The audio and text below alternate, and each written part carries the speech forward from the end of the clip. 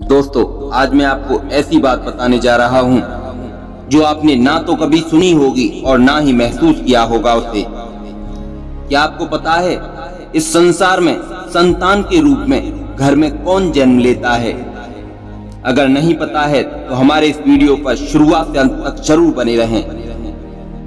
पूर्व जन्मों के कर्मों से ही हमें इस जन्म में माता पिता, भाई बहन, पति पत्नी, प्रेमी प्रेमिका, मित्र शत्रु, सगे संबंधी इत्यादि संसार के जितने भी रिश्ते नाते हैं सब मिलते हैं, क्योंकि इन सबको हमें या तो कुछ देना होता है या इनसे कुछ हमें लेना होता है।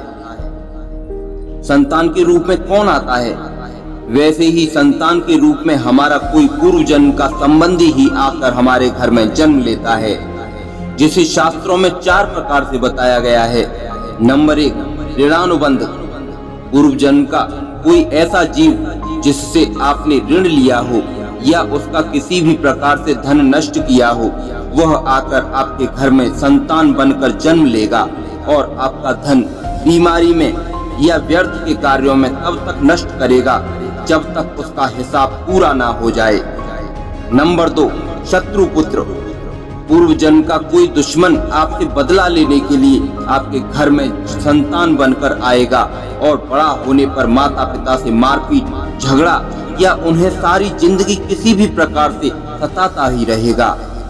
हमेशा कड़वा बोलकर उनकी बेइज्जती करेगा व उन्हें दुखी रखकर खुश होगा। नंबर 3, उदासीन पुत्र।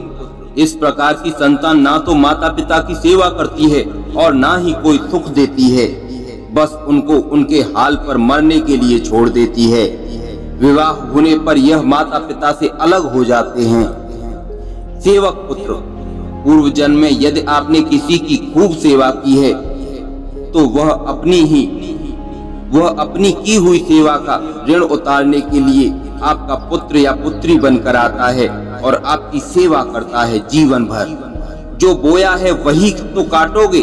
अपने माँ बाप की सेवा की है तो ही आपकी औलाद बुढ़ापे में आपकी सेवा करेगी, वरना कोई पानी पिलाने वाला भी नहीं पास पाएगा। आप यह ना समझें कि यह सब बातें केवल मनुष्य पर ही लागू होती हैं। इन 4 प्रकार में से कोई सा भी जीव आ सकता है। जैसे आपने किसी गाय की निस्वार्थ भाव से सेवा की है तो वह भी पुत्र या पुत्री बनकर आ सकती है। यदि आपने गाय को स्वार्थवश पालकर उसको दूध देना बंद करने के पश्चात घर से निकाल दिया तो वह ऋणानुबंध पुत्र या पुत्री बनकर जन्म लेगी। यदि आपने किसी निरपराध जीव को सताया है तो वह आपके जीवन में शत्रु बनकर आएगा और आपसे बदला लेगा।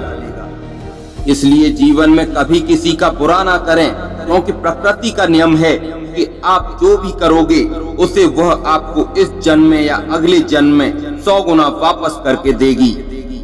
यदि आपने किसी को 1 रुपया दिया है तो समझो आपके खाते में 100 रुपए जमा हो गए।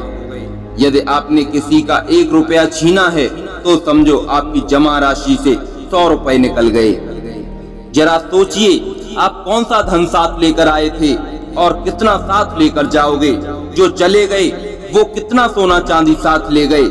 मरने पर जो सोना चांदी धन दौलत बैंक में पड़ा रह गया, समझो वो व्यर्थ ही कमाया था। औलाद अगर अच्छी और नालायक है तो उसके लिए कुछ भी छोड़कर जाने की जरूरत नहीं है, खुद ही खा कमा लेगी। और औलाद अगर बिगड़ी या नालायक है तो उसके लिए जितना मर्जी धन छोड़कर जाओ, वह चंद दिनों में सब बर्बाद करके ही चैन लेगी। मैं, मेरा, तेरा और सारा धन यहीं का यहीं धरा रह जाएगा, कुछ भी साथ नहीं जाने वाला।